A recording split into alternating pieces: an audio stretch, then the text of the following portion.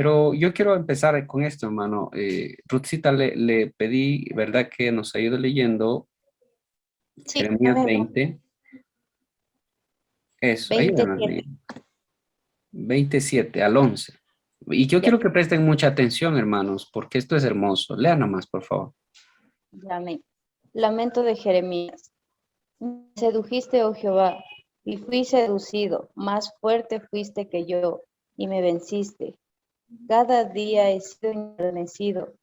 Cada cual se burla de mí, porque cuántas veces hablo, 2 veces, grito, violencia y destrucción, porque la palabra de Jehová me ha sido para afrentar y escarnio cada día. Y dije, no me acordaré más de él, ni hablaré más en su nombre. No obstante, había en mí corazón como fuego ardiente metido en mis huesos. Traté de sufrirlo y no pude, porque oí la murmuración de muchos, temor de todas partes. Denunciad, denunciemos. Todos mis amigos miraban si claudicaría. Quizá se engañará, decían, y prevaleceremos contra él, y tomaremos de él nuestra venganza. Mas Jehová está conmigo como poderoso gigante, por tanto, los que me persiguen tropezarán y no prevalecerán, serán avergonzados de gran manera, porque no prosperarán, tendrán perpetua confusión que jamás será olvidada. Amén. Hermano, no sé si a usted le pasa, pero cuando yo leo eso, hermano, se me quebranta el corazón. Fíjese lo que el profeta Jeremías, y eso habla mucho de, digamos, de la humanidad, ¿verdad? De los profetas de Dios. Acuérdese que Elías, siendo un profeta de fuego, hermano, o sea, él hacía descender fuego del cielo, hermano.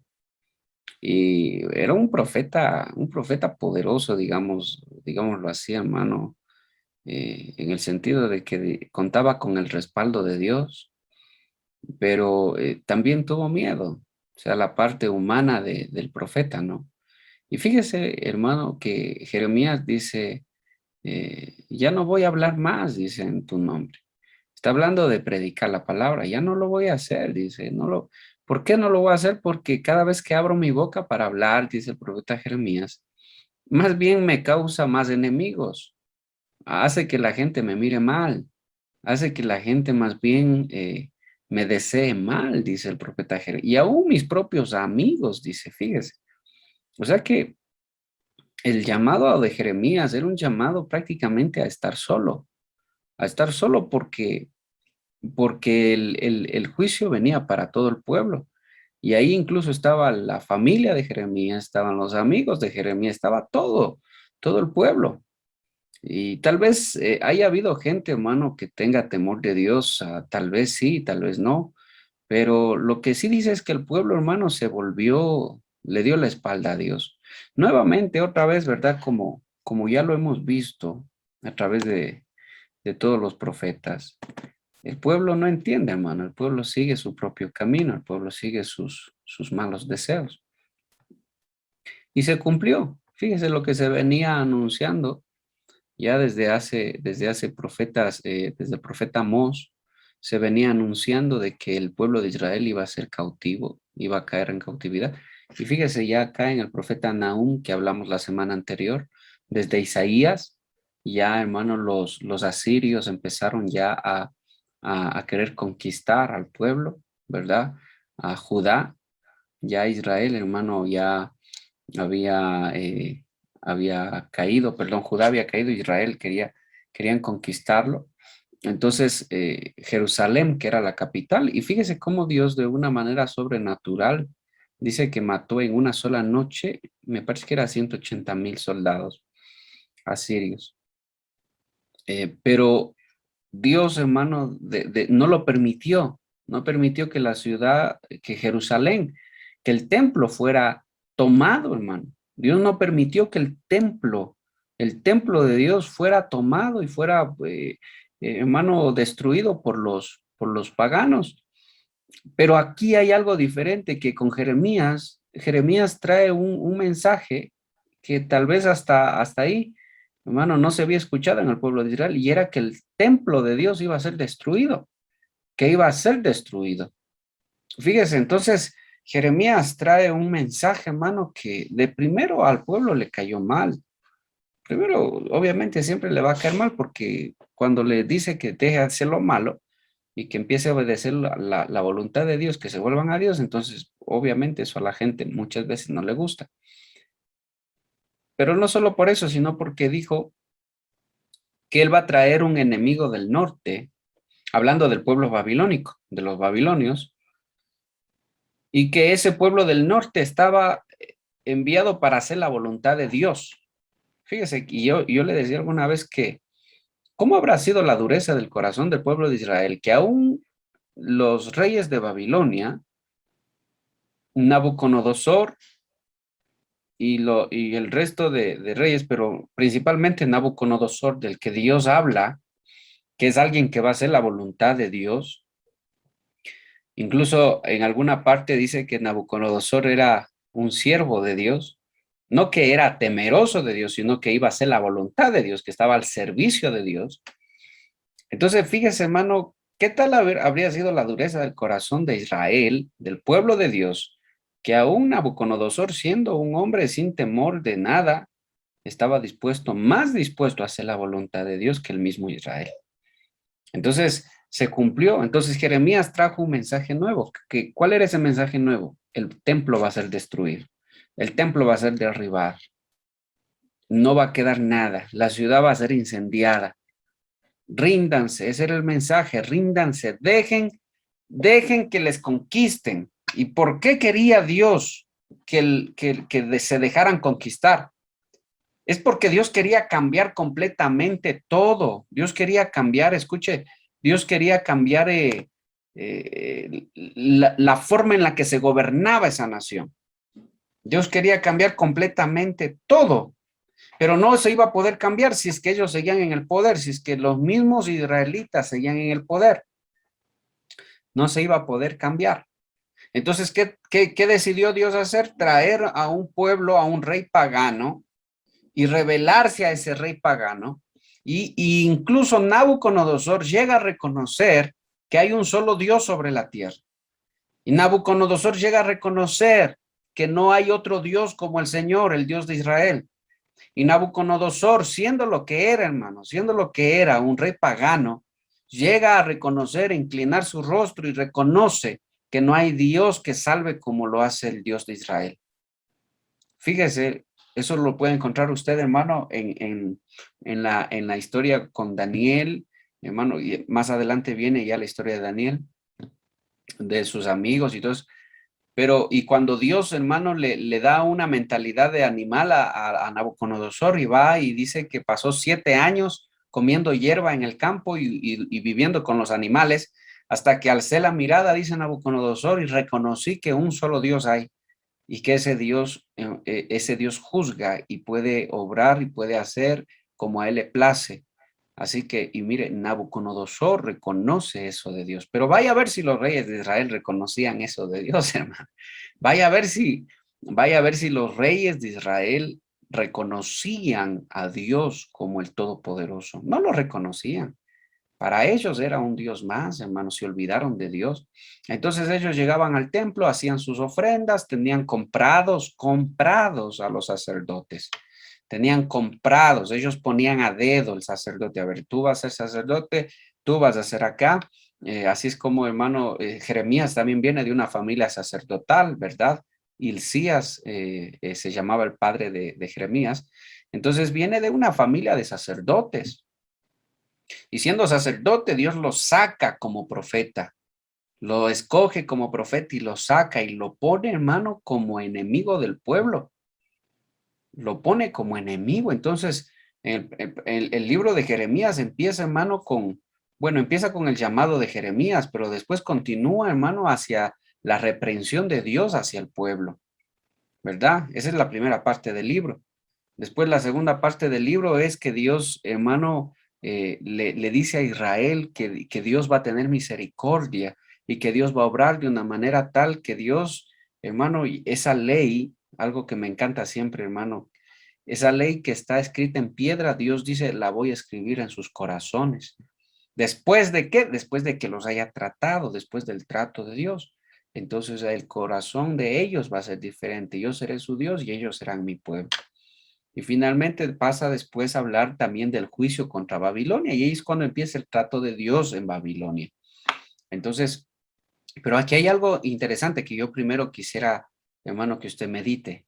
Fíjese, a veces cuando se dice que aún, escúcheme bien, entiéndame bien, que aún Satanás es siervo de Dios.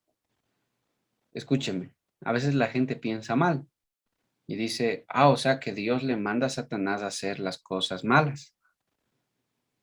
O sea que Dios es malo. No, no es así. Ni Dios es malo, ni Dios le manda a Satanás a hacer cosas malas, porque acuérdese lo que dice la palabra, que Dios no es hombre, perdón, que Dios no tienta a nadie, dice Santiago, el apóstol Santiago, que Dios no tienta a nadie y Dios no puede ser tentado por nadie, ¿sí? Entonces Dios no manda a hacer cosas malas a Satanás, sino que sencillamente muchas veces en la Biblia usted va a encontrar a Satanás ejecutando el juicio que Dios ha determinado en contra de un pueblo, o sea, del pueblo de Israel.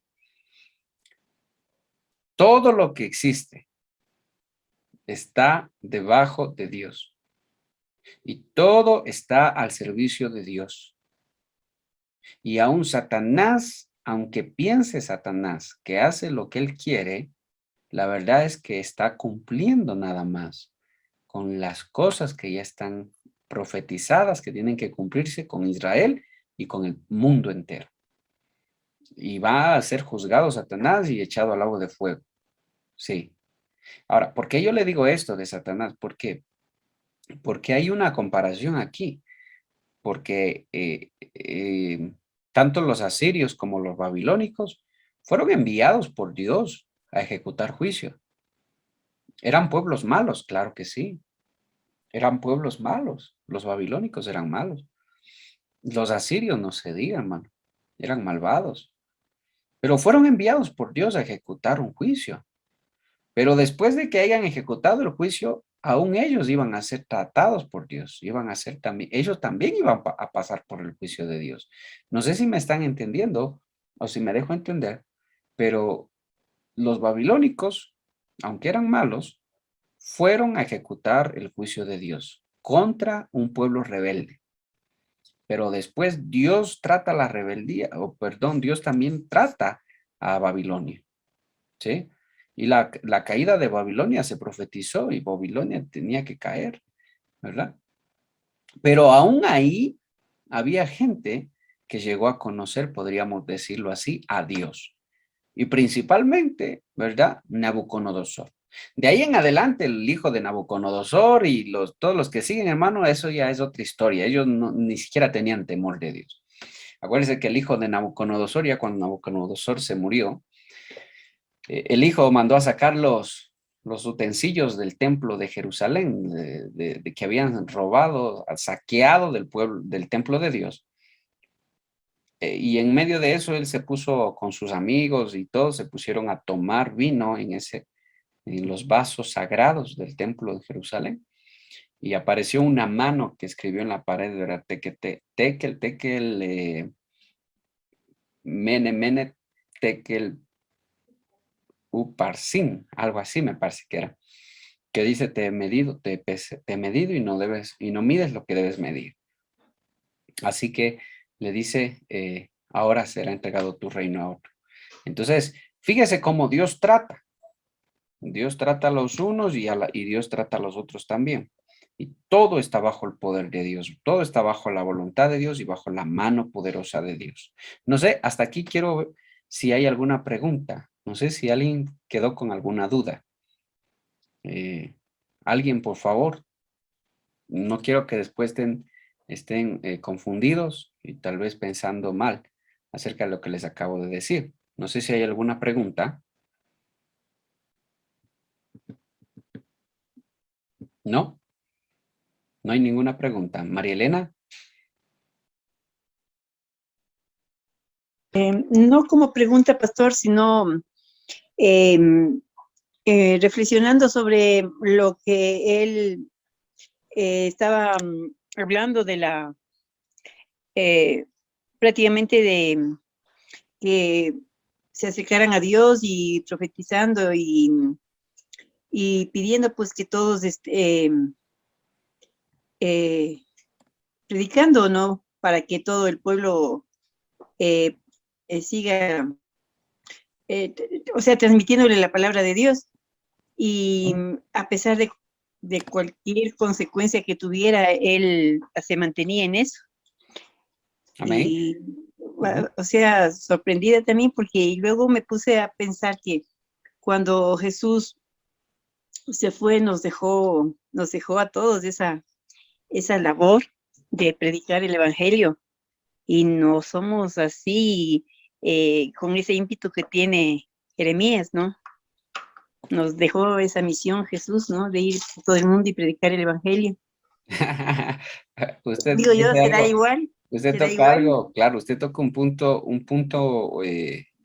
muy delicado, porque recuérdese que Jesús les dijo a los profetas, conmigo hacen esto, con ustedes harán lo mismo, dijo, porque el discípulo no es mayor que su maestro.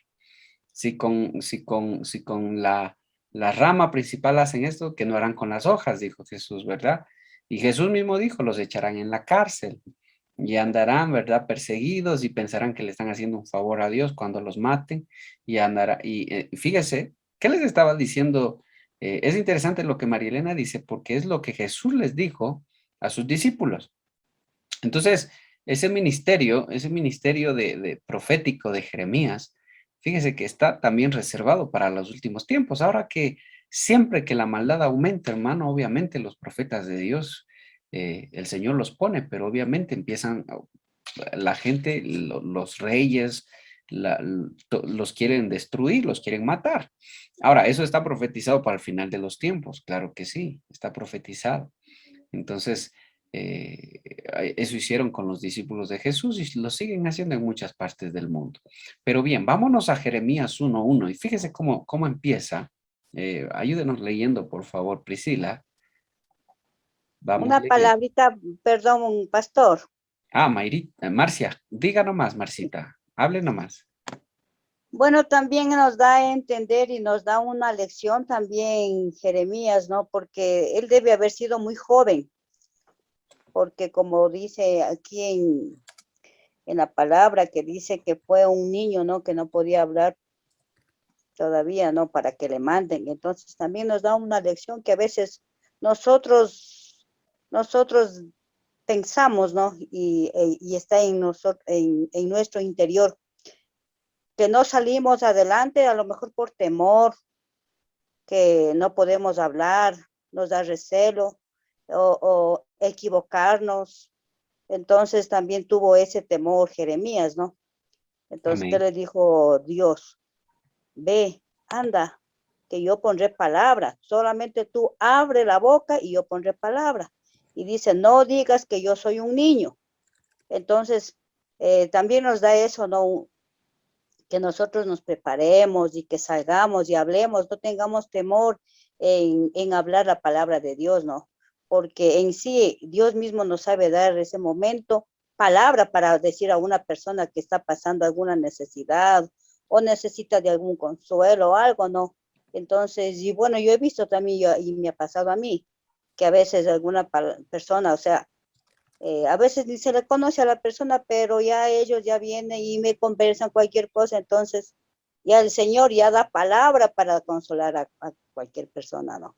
Entonces a veces eso digo yo. O sea, Jeremías también tuvo temor en salir a predicar o a salir al llamado de Dios, Amén. pero tuvo también esa, esa, ¿cómo le puedo decir? Esa confianza que el Señor va a estar con él, porque solamente él tenía que abrir su boca y hablar.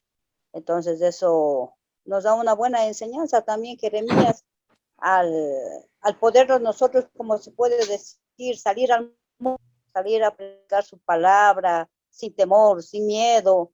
Entonces, tenemos que aprender de él eso. Ahí hay dos cosas, Marcita. Ahí hay dos cosas.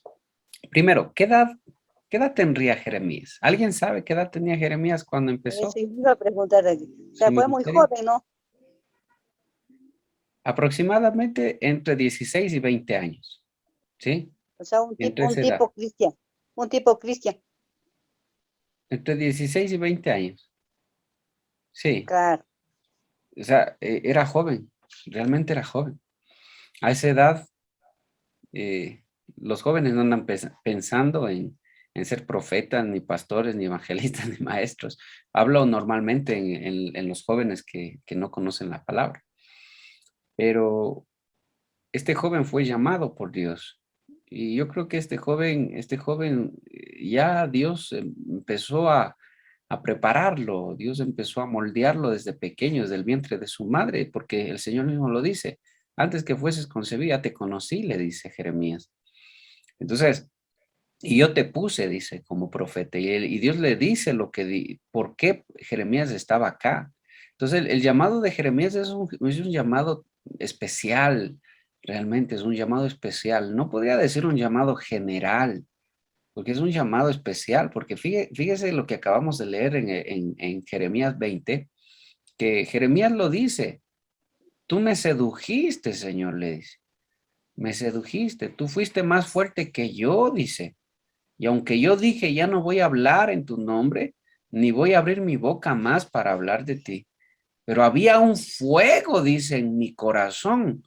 Dentro de mí había un fuego que no se podía tapar, sino que tenía que salir. Fíjese, y yo creo que es parte del ministerio, de los 5 ministerios: profetas, apóstoles, evangelistas, maestros. O sea, es un fuego realmente que quema en el corazón por hacer la voluntad de Dios, por predicar la palabra de Dios. Y ahí usted va viendo una cualidad más de los profetas, que muchas veces los profetas pueda que, hermano, ni siquiera tengan libre albedrío, ¿no? Porque cuando Dios le dice, me sedujiste, fuiste más fuerte que yo no quería, pero tú me trajiste. Entonces Jeremías por un lado está diciendo que yo no estoy aquí por mi voluntad, pero también amo lo que me has dado, el llamado que me has dado. Por un lado, no estoy aquí porque yo quiero, pero por otro lado, no desearía estar en ningún otro lado. Es algo tan especial lo que sucede, ¿no? Aquí. Y obviamente sucede con muchos cristianos, muchos siervos de Dios, siervos y siervas de Dios, hombres y mujeres que Dios va llamando para su servicio, para su obra, ¿verdad? Que hay veces en las que uno, a ver, póngale solo en la iglesia nomás, hermano, solo póngale en la iglesia, a nivel iglesia nada más, que a veces hay algún percance o algo pasa o algo sucede, algún altercado, algún malentendido, alguna cosa, ¿no? O alguien dice algo y tal vez yo me siento ofendido o alguien se siente ofendido y uno dice, "Ah, ya no quiero, ya no quiero hacer nada. Entonces me quedo así, no hago nada. Pero la verdad es que hay un fuego en el corazón que no se puede dejar de lado. Hay un llamado de por medio que no se puede evitar. Y esa es, hermano, esa es la obra de Dios, esa es la obra del Señor. Y ahí es cuando nos damos cuenta de que libre albedrío, por lo menos para los profetas, para los ministros, no hay. Un libre albedrío para para los ministros, no, porque los ministros fueron enviados con ese propósito. Y Dios le dice, yo te puse como, no le está preguntando, no le está diciendo, Jeremías, ¿quieres servir? Jeremías, de repente, si no tienes nada que hacer, ven a servir. No, yo te puse, le dice. Así que vas a entender, Jeremías, para qué te puse. Yo te puse como profeta, no solo a Israel, dice, a las naciones, dice. Porque la profecía de Jeremías alcanzó a Egipto, alcanzó a Babilonia, alcanzó a Israel y alcanzó a algunos pueblos más que estaban alrededor. Entonces le dice, yo te puse como profeta a las naciones, no solo a Israel. Y es por eso que la profecía del profeta Jeremías tienen también mucho que ver con nosotros, ¿no? y también con el paso de los tiempos y el cumplimiento de los tiempos. Entonces, es algo muy especial. Y yo le doy gloria a Dios por aquellos que en algún momento de su vida se han encontrado en ese punto. En ese punto de, Señor, yo no estoy aquí porque yo quiera estar, pero no quisiera estar en otro lado. Y es aquí donde yo quisiera estar, ¿verdad? Y yo te doy gracias, Señor, por escogerme, por llamarme. Y aunque es duro el ministerio, aunque es duro servir, aunque hay vituperios, tal vez hay críticas, murmuraciones y todo, pero gracias, Señor, porque tú me llamaste, tú me escogiste. Es un fuego que no se puede evitar. Literalmente es un fuego que no se puede disimular. No se puede decir, ay, ya más después No, no se puede. Ese fuego, eso, hermano, el Señor mismo lo pone. No es algo que nace en el corazón de los profetas. Entonces, aproximadamente póngale de 16 a, a 20 años, ¿sí? Algunos dicen 20 años, otros dicen 16, pero póngale en ese rango, hermano. Pero verdaderamente para el servicio era un niño para servir todavía. ¿Mm? Entonces, los profetas, a diferencia de otros profetas, también era muy joven, pero el Señor los llamó. Y hermano, y el Señor hizo, no podría decir que Jeremías fue fiel porque él quiso ser fiel, sino porque la obra del Señor que hizo en la vida de este varón. Y eso es lo que Dios hace. Por eso dice la palabra que Él prepara nuestras manos para la batalla. ¿Sí? Ayúdenos leyendo, Mayrita, Jeremías 16. Jeremías 16. Ayúdenos leyendo.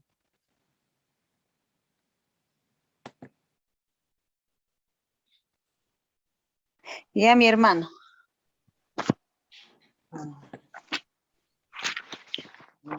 Jeremías 16 me dice, del Sí, 1, sí, por favor. la ruina de Israel. No, 16:1. Sí, vino a mí palabra de Jehová diciendo, no temas para ti, mujer, ni tengas hijos ni hijas en este lugar. Porque así dice Jehová acerca de los hijos e hijas nacidos en este lugar, y acerca de las madres que los dieron a luz, y de los padres que los engendraron en esta tierra. Morirán de muerte cruel, no serán llorados ni sepultados, serán como estiércol sobre el campo, serán consumidos por la espada y el hambre, y sus cadáveres serán pasto de las aves de los cielos y de las bestias de la tierra. Así dice Jehová, no entres en casa de luto, ni vayas a llorar, ni te lamentes por ellos, porque retiro de este pueblo mi paz, mi misericordia y mi compasión, dice Jehová. En esta tierra morirán grandes y pequeños, y no serán sepultados ni llorados, ni por ellos se harán inciensos, ni se repararán el pelo, ni partirán pan para consolar al que está de luto, ni le darán la copa del consuelo por su padre o por su madre. Y Amén. tampoco en... Amén. Hasta ahí nomás. Gracias, gracias, Mayrita. Fíjese lo que pasa también en la vida del profeta Jeremías, es que Dios le prohíbe que se case, no de por vida, porque ahí mismo dice, no tomes mujer para ti en esta tierra. O sea, aquí en Israel, no tomes mujer. Y es lógico, porque no es porque Dios no quiera que se case Jeremías, sino que es lógico porque le está explicando por qué. Le está diciendo Jeremías, no te vayas a enamorar de ninguna mujer aquí. Porque si tú te enamoras y tienes hijos, tienes que entender lo que va a suceder. Que va a venir un pueblo y los va a conquistar y van a matar mujeres, hombres, niños, van a llevar esclavos, los van a llevar, ¿verdad?, a Babilonia y van a ser prisioneros, van a ser esclavos toda su vida. Así que mire lo que Dios está haciendo. Le está diciendo a Jeremías que no tenga descendencia para que sea esclavo, ¿verdad? Entonces le está diciendo aquí en esta tierra. Obviamente si ya iba a vivir en otro lado, puede ser que pueda obviamente casarse y encontrar una persona, ¿no? Una mujer con la que formar familia, pero por lo menos le está diciendo, aquí en esta tierra no te cases, ¿sí? Entonces, fíjese, es algo, podríamos decir, en nuestro pensamiento humano, podemos decir exagerado, pero no lo es. Y habla también de pureza y también habla, hermano, de sentido común, porque el pueblo iba a caer en juicio, el pueblo estaba en juicio. Ahora, yo quiero que usted entienda una cosa. A ver, vamos entendiendo esto. Que Dios me ayude a explicarle esto, hermano. El pueblo iba a entrar en juicio. Y Dios le dice a Jeremías, Jeremías, no enganches tu corazón, no ates tu corazón a un sentimiento. Aquí en esta tierra le dice, no lo ates. Porque si Jeremías se casaba, obviamente, y tenía hijos, su corazón iba a estar ahí, atado a su familia, y era normal, como todo padre y esposo.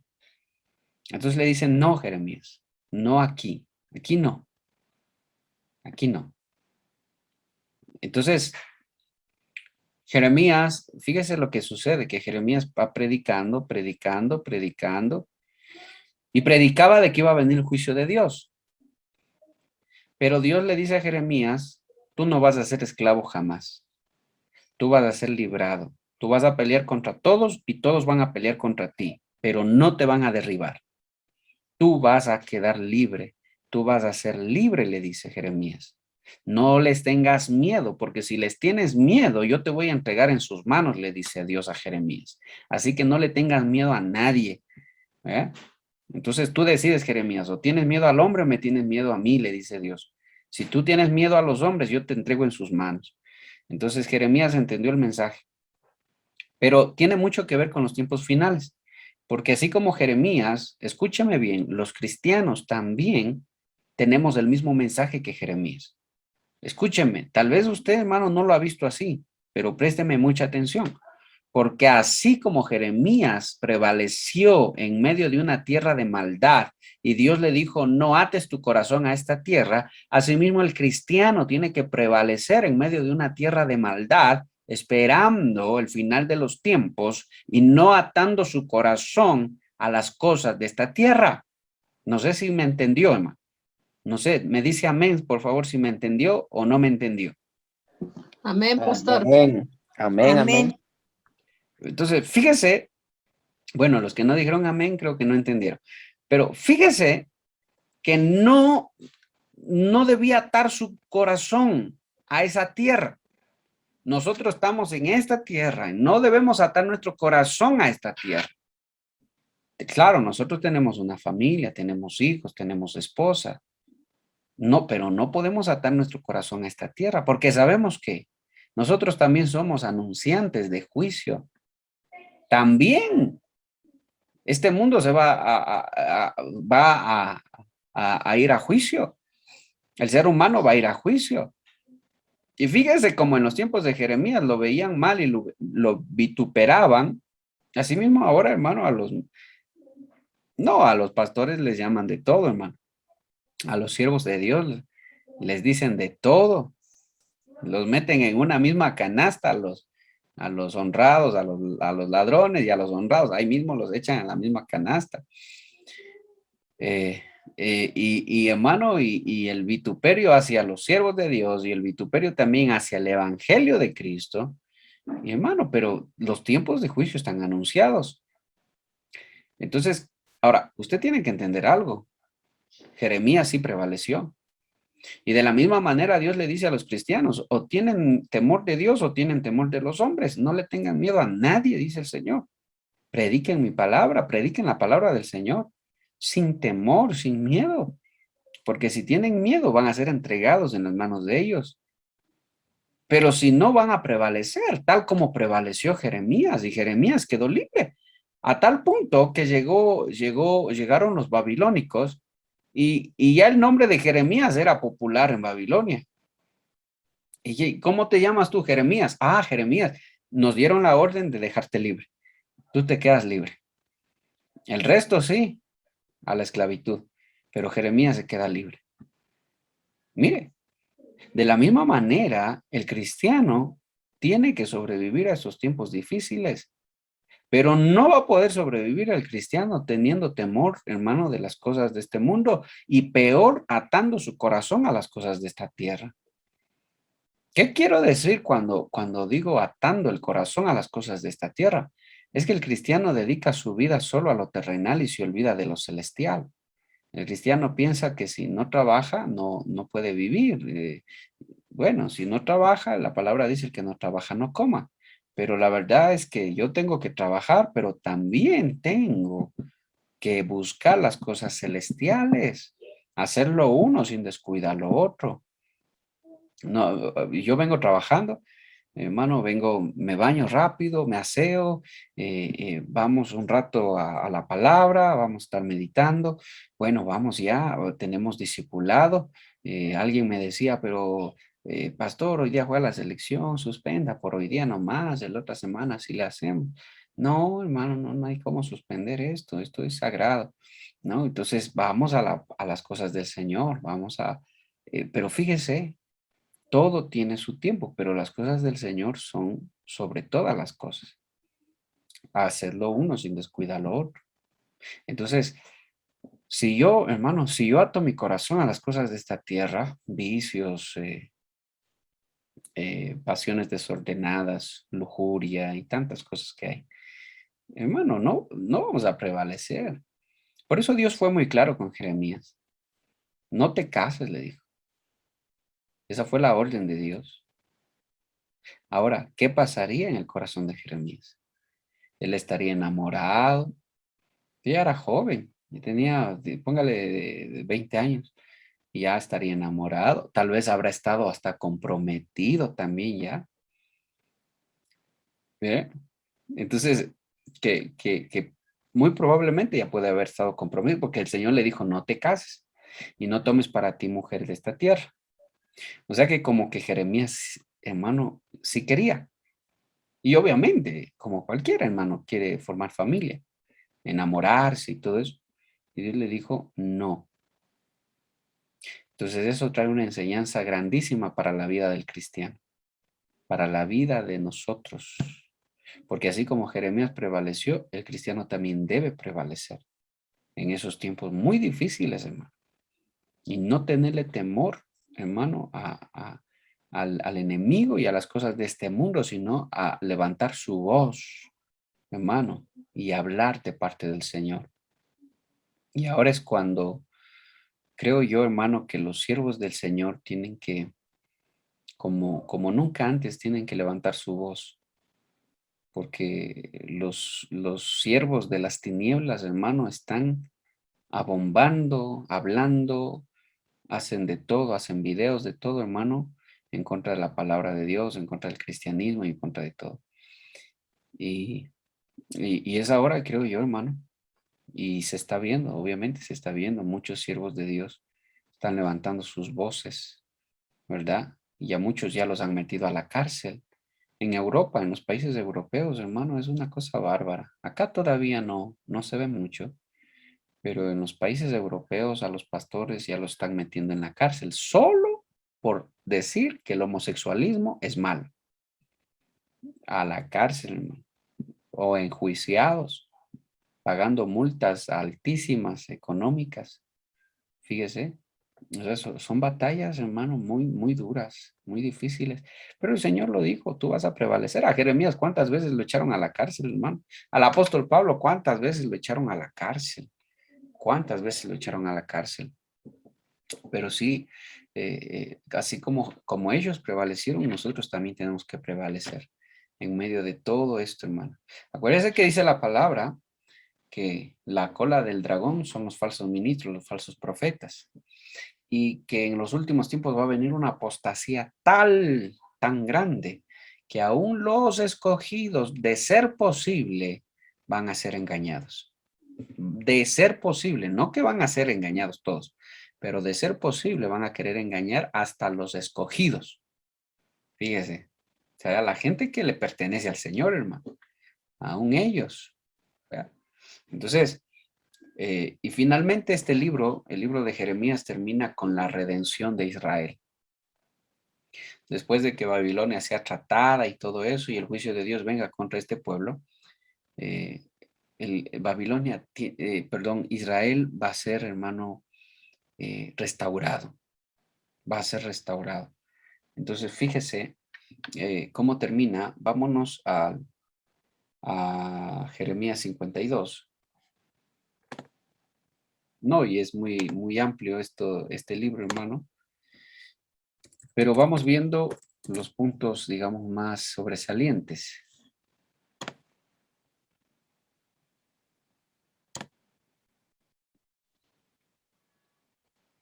Ayúdenos, por favor. ¿Quién está ahí? Déjeme ver. Déjeme ver. Marlene, ayúdenos leyendo, por favor, Jeremías 31. Vamos con Jeremías 31, Ya, 33 primero, ¿ya? 31, 33. Sí. Amén. Pero este es el nuevo pacto que haré con el pueblo de Israel en ese día, dice el Señor. Pondré mis instrucciones en lo más profundo de ellos y las escribiré en su corazón. Yo seré su Dios y ellos serán mi pueblo. Amén. Fíjese, esa es la promesa del Señor. O sea que el Señor, hermano, no se olvidó de su pueblo y no se ha olvidado de Israel. El Señor no se ha olvidado de Israel. El Señor prometió hacer eso, hermano. El Señor prometió y lo va a cumplir. Pero no solo eso, sino que después, hermano, esa promesa también alcanza a todos los que han de creer, hermano, en Cristo. Porque, y fíjese que de eso se trata el cristianismo. ¿Qué vino a hacer Cristo? Cuando Cristo dice, habéis oído, solo preste atención, hermano, que cuando Jesús dice esto, el Padre dice esto, escribiré mi ley en sus corazones. Y viene Jesús, y Jesús dice, habéis oído que está escrito, que no adulterarás. Eso está en la piedra escrito, en papel también, más adelante. Pero yo os digo, dice, que cualquiera que mira a la mujer ajena para codiciarla, ya adulterado en su corazón. Entonces, fíjese lo que está haciendo Jesús. Está lo que está escrito en piedra, Cristo lo lleva ¿a dónde? Al corazón del hombre, del pueblo de Dios, porque eso lo dijo en el pueblo del Señor. Y no solo al pueblo, sino que cuando nosotros leemos la Biblia, esa palabra, hermano, entra acá, entra dentro al corazón. Entonces fíjese, ahí se cumple. Cuando Dios le prometió al pueblo, hermano, a través de Jeremías, dijo, escribiré mi ley en sus corazones. Es con Cristo que se cumple eso. Es con Cristo, viene Dios mismo, se hace hombre y escribe, hermano, la ley de Dios en el corazón del ser humano. Por eso es que el cristianismo es especial, es algo especial, es algo hermoso. Porque el judaísmo, hermano, el judaísmo tiene la ley escrita en piedra. Pero el cristianismo, Cristo coge esa ley, la ley de Dios, y la escribe en el corazón de su pueblo. No de todos, obviamente. Acuérdese la parábola del sembrador. Los que no creyeron, los que entendieron, pero no creyeron, no aceptaron. Pero de los que son buena tierra, de los que están en la parábola del sembrador, la parábola de la semilla de mostaza, la parábola de la levadura, ¿verdad? La parábola de la red, del trigo y la cizaña, los que son trigo. En la parábola de la red, los que son lo bueno a los ojos de Dios. Fíjese, ahí se cumple, hermano. Ahí se cumple. O sea que esa profecía, hermano, se sigue cumpliendo. O sea que el libro del profeta Jeremías todavía no ha terminado de cumplirse, se sigue cumpliendo, se sigue ejecutando. Entonces, y finalmente, fíjese cómo termina en Jeremías 52. Ayúdanos leyendo, por favor.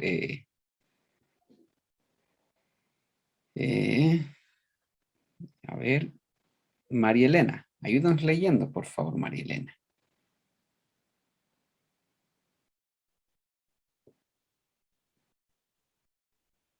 Jeremías 52, 31.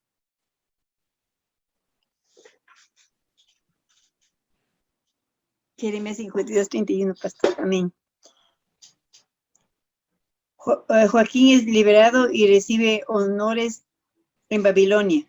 Y sucedió que en el año 37 del cautiverio de Joaquín, rey de Judá, en el mes 12, a los 25 días del mes, Evil Merodec, rey de Babilonia, en el año 1 de su reinado, alzó la cabeza de Joaquín, rey de Judá, y lo sacó de la cárcel. Y habló con él amigablemente e hizo poner su trono sobre los tronos de los reyes que estaban con él en Babilonia. Le hizo mudar también los vestidos de prisionero y comían pan en la mesa del rey siempre, todos los días de su vida. Y continuamente se daban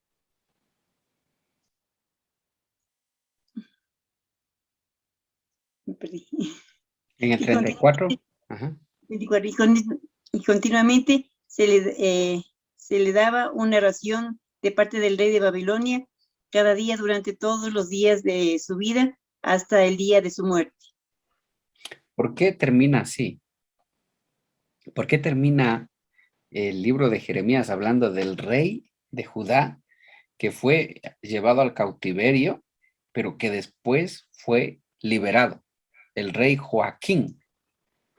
El rey Joaquín, fíjese, es interesante cómo termina, porque ahí esto es fundamental, hermano. Tal vez, hermano, usted no lo ha notado, no lo ha mirado, o no se había dado cuenta, pero esto es fundamental para que la promesa del Señor se cumpla. Porque déjeme decirle una cosa, este rey Joaquín es descendiente de David. Escúcheme, es el último rey en Israel, en Judá, ¿verdad? Hablando antes de la dispersión, antes del cautiverio babilónico. Es el último rey que era descendiente del rey David. ¿Y de dónde viene Cristo? ¿O de dónde tenía que venir Cristo? Del linaje de David, de la descendencia de David. Acuérdese que, por ejemplo, la descendencia del rey Saúl fue exterminada. Fue terminada. El Señor lo dijo, voy a desaparecer del trono de Israel a la familia, a la casa de Saúl. No más, dijo el Señor. No más. Y se cumplió, sí. El último de la familia de Saúl, hermano, falleció. Y hermano, y se acabó, no había descendencia. Entonces, fíjese que fueron todos cautivos. Pero algo sucede, algo pasa al final, al tiempo de ya haber estado, hermano, a los años, podríamos decir, de haber estado ya llevado a cabo el cautiverio. Los reyes del pueblo, todos estaban esclavos, hermano, estaban presos. Unos presos, otros esclavos. Y el Señor, hermano, hace lo que él dijo que iba a hacer. Entonces, mire que pone en el corazón del rey de Babilonia. De pronto, hermano, el rey de Babilonia va y llama, dice, saquen a Joaquín de la cárcel y lo sienta en su mesa y le dice que todos los días de su vida va a comer en la mesa del rey. Lo sacó, lo libró, le dio vestido nuevo y lo sentó en la mesa del rey. Entonces eso nos enseña, nos dice que la descendencia del rey David no se terminó, no se acabó, sino que continuó el linaje de David. ¿Por qué continuó? Porque Dios iba a cumplir su promesa, la promesa de que le hizo a David.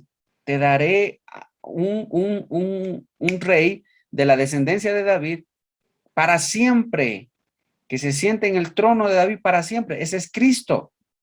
Entonces, Cristo tenía que venir de la descendencia de David, como estaba profetizado, y la descendencia de David no se podía cortar. Así que fueron al cautiverio, pero el Señor acomodó todas las cosas y este rey que viene de la descendencia de David fue liberado y fue restituido en un reino, y dice que puso su trono sobre los otros tronos que estaban ahí. Claro, se quedó en Babilonia, Pero la descendencia del rey David no se cortó, continuó, porque tenía que cumplirse la palabra del Señor. ¿Y cómo Dios lo hizo, hermano? Dios tocó el corazón del rey de Babilonia y lo sacó, hermano, lo indultó, dice la palabra, le perdonó todo y lo de hermano lo puso nuevamente como en un trono. Entonces, fíjese, hermano, lo bueno que es Dios, lo misericordioso que es Dios y de que Dios no se olvida de ninguna de sus promesas.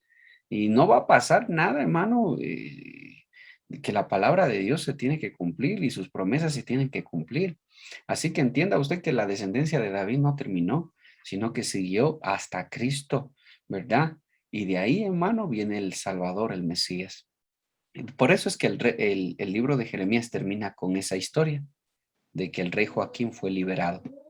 Amén. Es algo hermoso, hermano, es algo precioso. No sé si hay alguna pregunta hasta aquí. Ya hemos terminado, hemos concluido, hermano. No sé si hay alguna pregunta. Empecemos con Darío. ¿Hay alguna pregunta, varón? No, pastor, todo está claro. Seguro. Sí. Amén. Gloria a Dios. Marcita. Mm, Pastor, aquí veo también que Jeremías ha hecho un libro de lamentaciones. Eso también escribió el libro de Lamentaciones. Obviamente, el libro de Lamentaciones consiste obviamente, como dice el nombre, lamentarse. Lamentarse, ¿por qué? Lamentaciones por lo que iba a pasar con el pueblo de Israel, con lo que iba a suceder. Ujú. Así es, Marcita. Ok, muchas gracias. Amén. En alguna otra ocasión hemos de estudiar el libro de Lamentaciones, ¿verdad? Sí, contiene cosas muy bonitas también, pero lo haremos más adelante. María Elena, ¿alguna pregunta? No, pastor, todo está claro. Amén, gloria a Dios. Me No, alegro.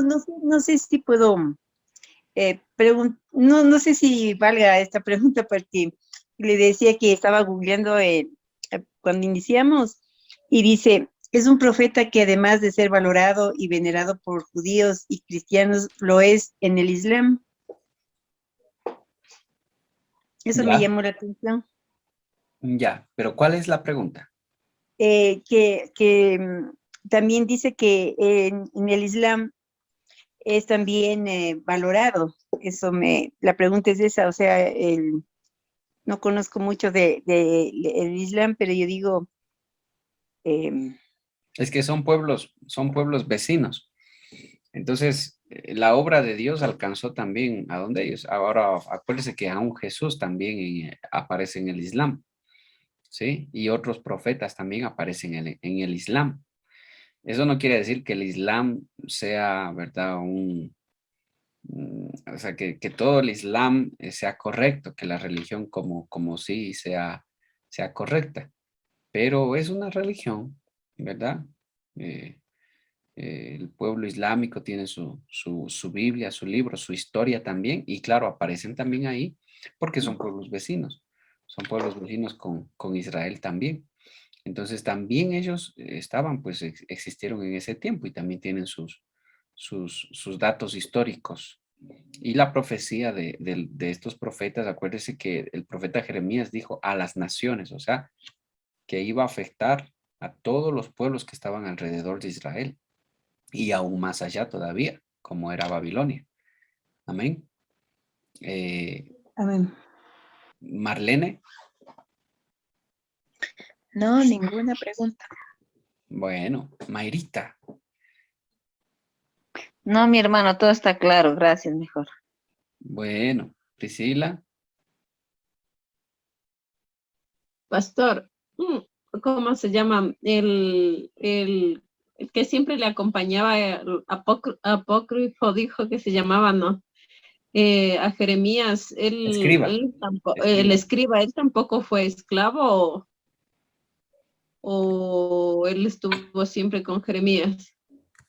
Se supone que no era esclavo, porque si estaba esclavo no iba a poder escribir pues la historia, porque lo que sucede más adelante también sigue escribiendo, ¿no? Entonces, obviamente, Jeremías estaba con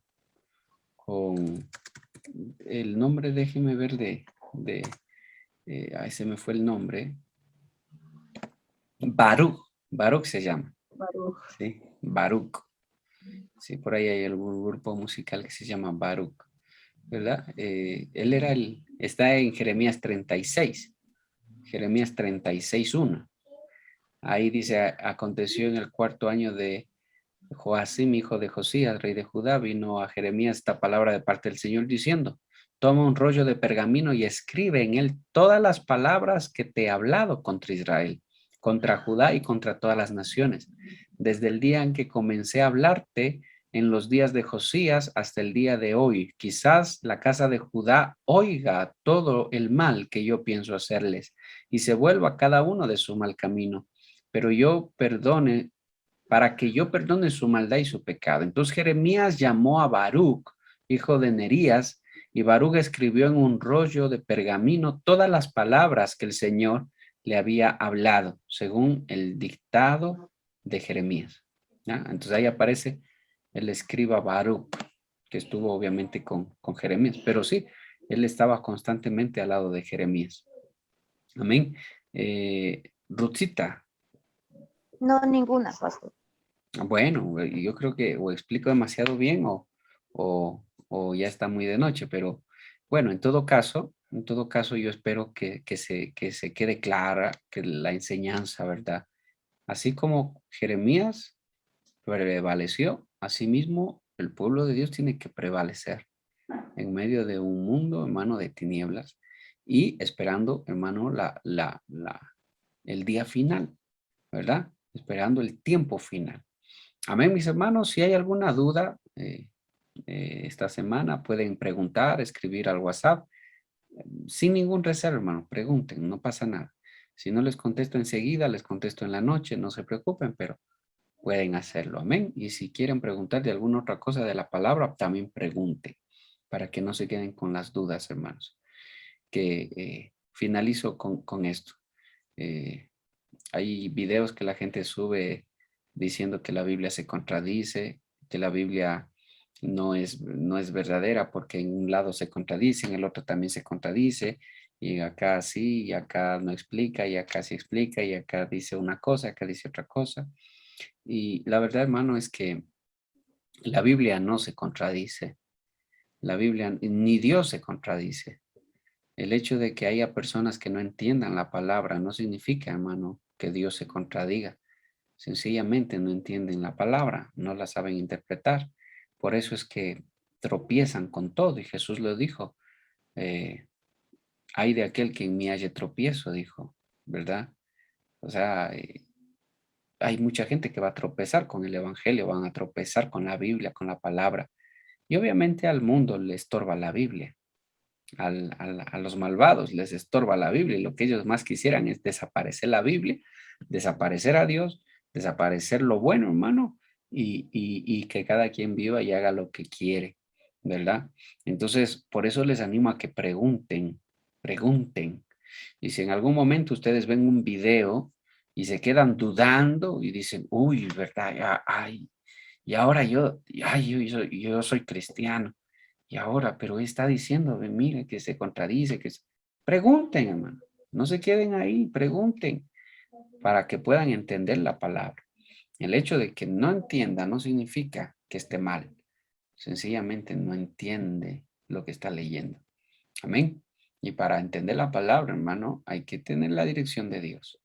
Eso es. Así que vamos a terminar orando. Vamos a terminar orando. Cierran sus ojitos ahí. Padre Celestial, en el nombre de Jesús. Te damos las gracias, Señor. Gracias por tu amor y misericordia. Gracias por tu bondad. Te ruego, mi Dios, que tu palabra se grabe en nuestros corazones. Que nos ayudes a cada uno de mis hermanos a poner por obra tu palabra en nuestros hogares, en nuestras casas. Que nos ayudes a prevalecer, Señor. Que nuestro temor hacia ti sea más grande que cualquier temor, Señor, hacia las cosas de este mundo. Que así como Jeremías, Señor, prevaleció con un mensaje, asimismo nosotros probamos prevalecer, Señor, con tu palabra.